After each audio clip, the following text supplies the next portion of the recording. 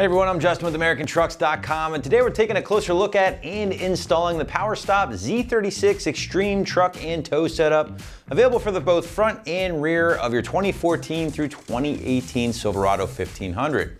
Now you guys should be checking out this setup for your third gen if you're looking for an affordable turnkey package to totally update both the front and rear brakes on your rig, improving your stopping power and your appearance in the process. All right, big features outlined here, guys, again, will be the improvement in stopping power for trucks out there, especially if you do a lot of towing or hauling, or even if you've upgraded the size of your tires. This kind of kit is certainly going to make a big difference in your braking performance for not a whole lot of money at the end of the day. As a nice little side benefit, they are definitely going to improve the look behind your favorite set of wheels at the same time. Now, getting into the kit a little bit more here, guys, and the foundation will be the company's cross-drilled and slotted G3000 grade cast iron rotor. And as you can see, it has been finished off in a silver zinc coating to resist any rust on your non-friction surfaces. Now, slotted and drilled design is something that's been done forever, but basically the point is to help keep those braking surface temps down, keep that surface clean, along with, again, keeping the brake fade to a minimum, if at all possible here, because it is going to promote cooling. Nearly 180 degrees drop in temperature with this design as opposed to a solid rotor, and that, of course, will help reduce that brake fade when we talked about earlier on. Second part of the equation here, guys, will be the Z36 heavy duty truck and tow carbon ceramic pad. Now, the Z36 is a unique pad for this particular kit, guys. Again, it is built specifically for that truck and SUV use. And when combined with the PowerStop rotors here, of course, will result in a 20% increase in stopping power. That's according to the gang at PowerStop. Now, along with that, more initial bite is what you're really getting out of that carbon infused pad. It's also gonna be more resistant to heat. And you can kind of sense the theme here, guys. Heat is the enemy of braking performance, especially when you're doing a lot of towing or hauling. So if you can keep that fade to a minimum, keep that braking performance up, it's gonna prevent a lot less of those white knuckle moments, if you will, behind the wheel. Now, on top of that, again, we've mentioned earlier, even if you don't tow or haul a lot, if you have upgraded the size of your wheels and tires, those guys can weigh a considerable amount more than a stock wheel and tire setup. The PowerStop kit here will also be beneficial in that regard as well. Finally, guys, I do want to point out the PowerStop kit is backed by a 3-year or 36,000 mile warranty in case you should run into any issues. Price point for the kit here is going to live in that low $600 range, certainly going to be a bit higher than your generic parts store replacements, but at the same time, not nearly as much as forking out the $1,000 to $2,000, if not more, for a big brake kit from a company like Wilwood or Brembo. So again, if you're looking for a little bit more performance out of your truck's brakes, along with a much cooler look overall, this is gonna be a nice compromise between those two extremes, you know, the generic parts store stuff on the lower end and those really big baller $2,000 to $3,000 kits on the upper end. Last but not least, let's move into the install and brake jobs. As you might imagine, one of the basics of automotive wrenching, but since there is some elbow grease involved, the site is gonna kick things up to a solid 2 out of 3 wrenches on the difficulty meter and calling it a couple of hours to complete from start to finish. Now let's throw it out to the shop for our detailed walkthrough and tool breakdown.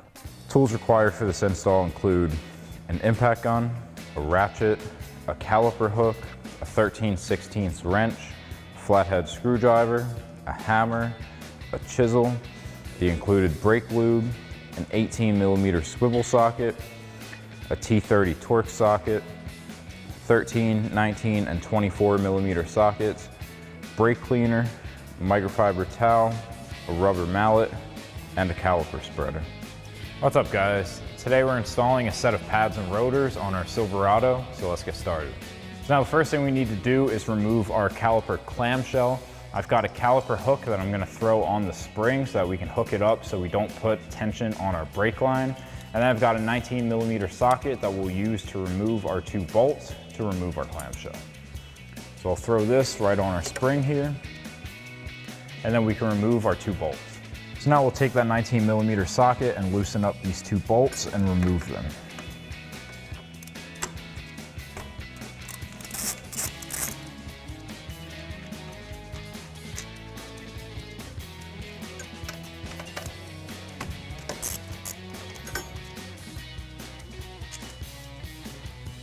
And with our 2 bolts removed, we can wiggle off our clamshell.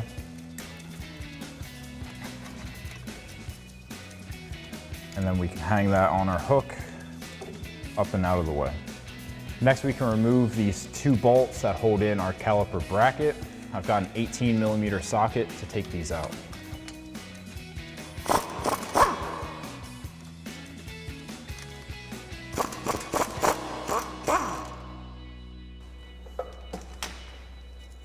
Now with those removed, we can pull our bracket out of place. So now we're ready to remove our rotor. So I've got a T30 Torx bit to remove our rotor set screw.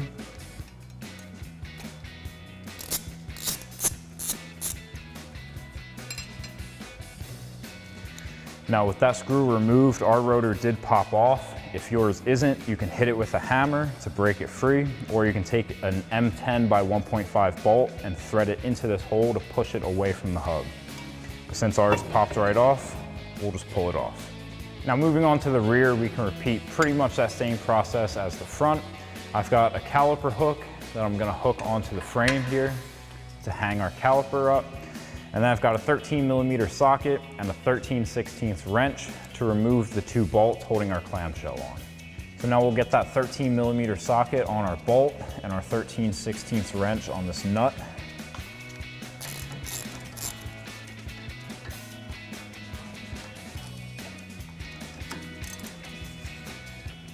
And then we'll do that same thing up top.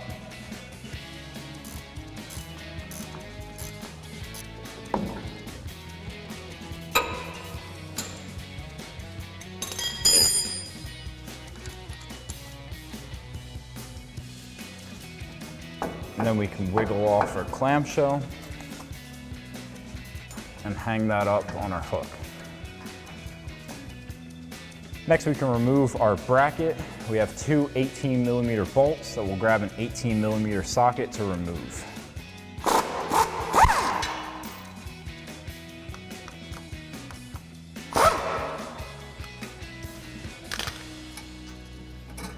And then we can remove our whole bracket. Next, we can remove our rotor. We have 2 retaining clips here that we'll have to remove. I've got a flathead screwdriver. I'm gonna get it behind those and pry up a little bit, and then we should be able just to spin it right off.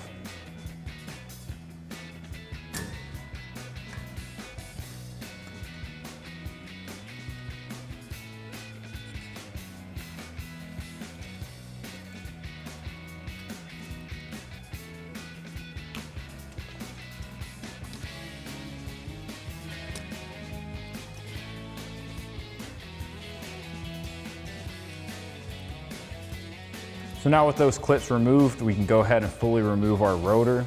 Now ours isn't coming off, so like I said before, you can either hit this with a hammer, or you can take that M10 by 1.5 bolt and thread that into this threaded hole. And then we'll take a 17mm socket, tighten that down.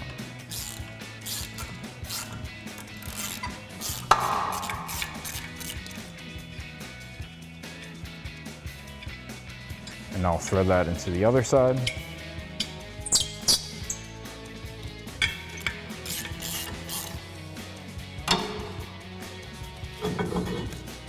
And that'll free up our rotor. So now with everything removed, the next thing we're gonna do is install our new slide pin boots. Now to get these out, first thing we're gonna do is remove our brake pads as well as our brackets. Now our back one's a little bit stuck in there, so I'm just gonna tap it with a rubber mallet.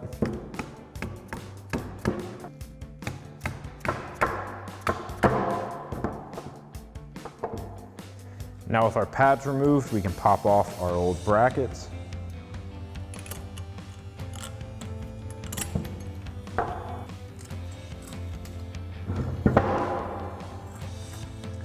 And now with those removed, we'll pop our slide pins out. Now next we can remove our 2 boots. There's a little lip on the back side of the bracket. So I'm gonna grab a chisel and a hammer. Start whacking at it.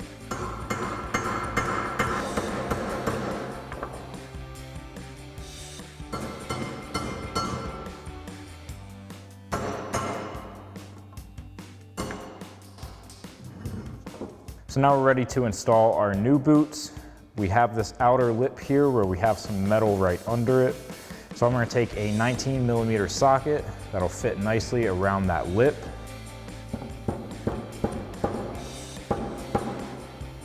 So now with our first boot installed, we're going to do that same thing for our second one. So we'll slide that in. We'll take that socket and get it started in straight.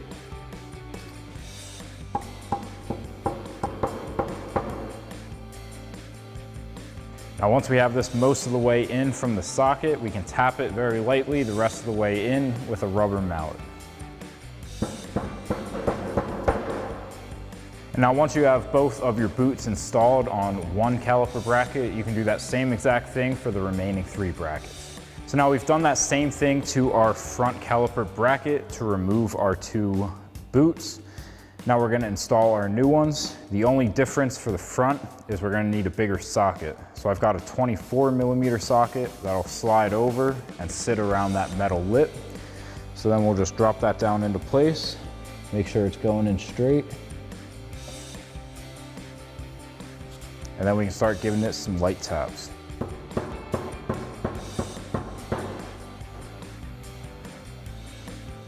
And now we have one of them fully seated, and we'll do the same thing for our other one.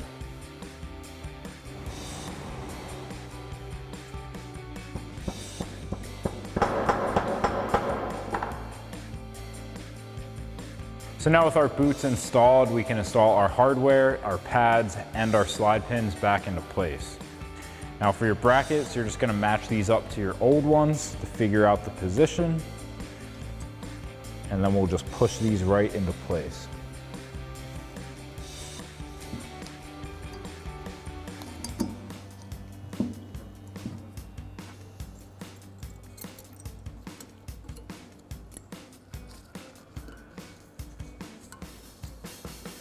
Next, we can take our supplied brake lube, lube up our slide pins, and get those back installed.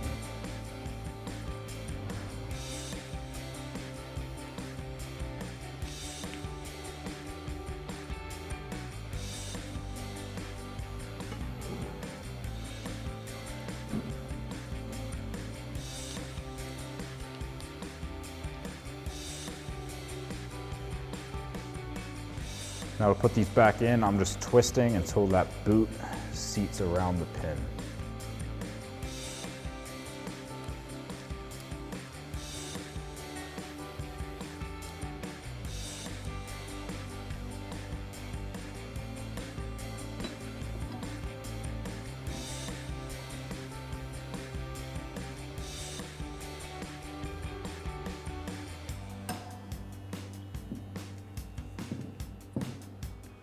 Next, we can lube up the backing plate on our brake pads as well as the ears around the sides.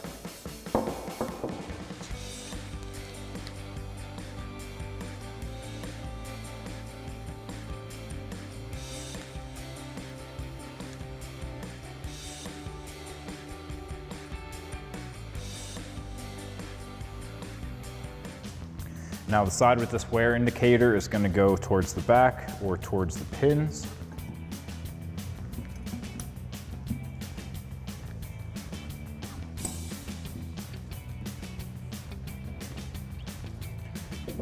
And then we'll do the same thing for our other pad.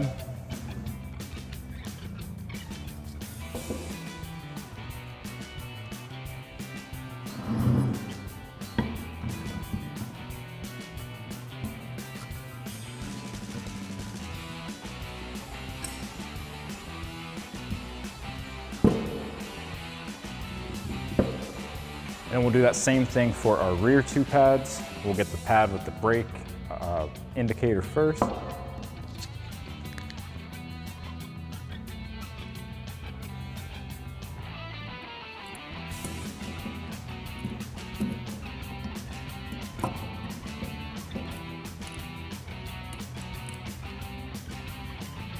now we'll do that same thing for the opposite side and get these installed on the truck. So now we can install our front rotor. Now I've got that on backwards there to begin with so we can clean off the surface. Spray it down with some brake clean and get a clean microfiber towel to wipe it down. And then we can flip it around. We want to line up this hole with our threaded hole. And then we can spray that down. And wipe that down. And now we can grab that T30 Torx socket to thread in our set screw. And then we'll just tighten that the rest of the way down with a ratchet. Next, we can take our caliper bracket with our new pads and slide that into place.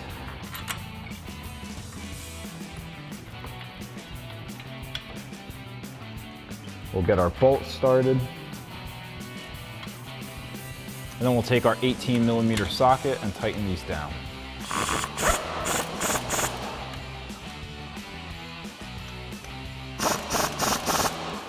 Next, we can compress the piston in our caliper to make room for our new pads. I've got a caliper spreader tool here, so we'll hook this over the inside here.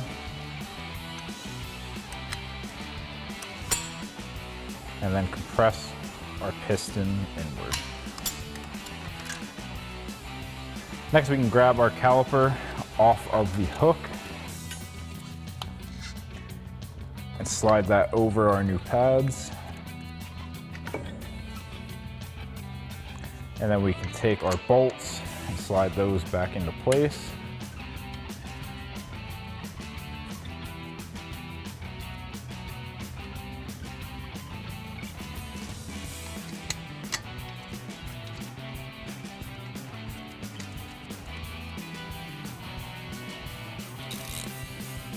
And then we'll grab our 19mm socket and tighten these down.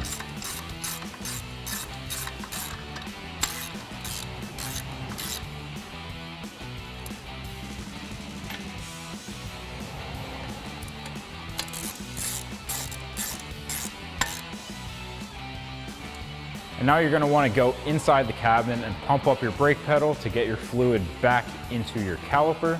And then you can repeat the same process on the other side. Now moving on to the rear, we can repeat pretty much that exact same process. So we're going to take our rotor and put it on backwards to start with.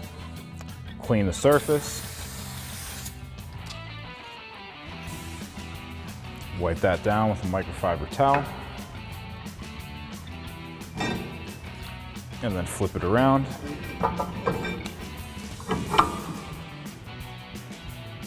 And do that same thing to the other side.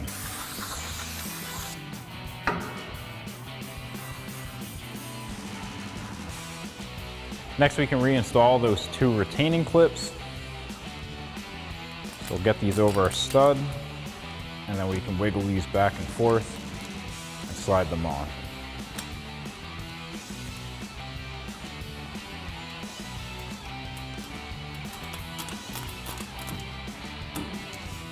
Next, we can take our brake caliper bracket. We'll slide those pads over our rotor, and then we can thread in our bolts.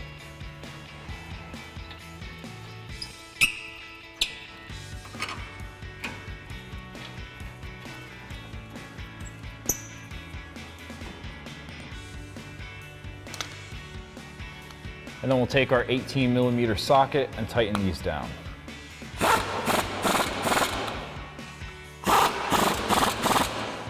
Next, we can grab our caliper spreader and compress our piston to make room for our new pads.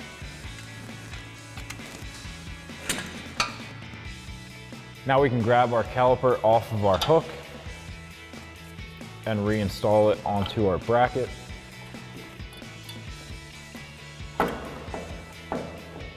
And then we can thread our two bolts back in.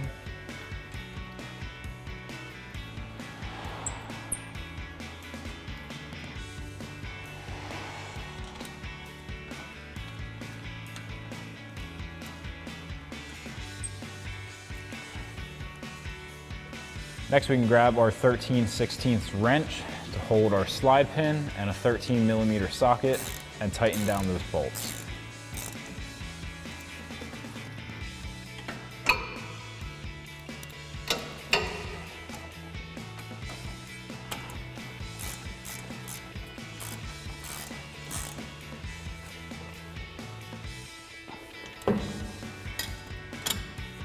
And now, just like on the fronts, you can go into the cabin and pump the brake pedal, get all that fluid back through your lines and into the caliper, and then repeat the process on the other side.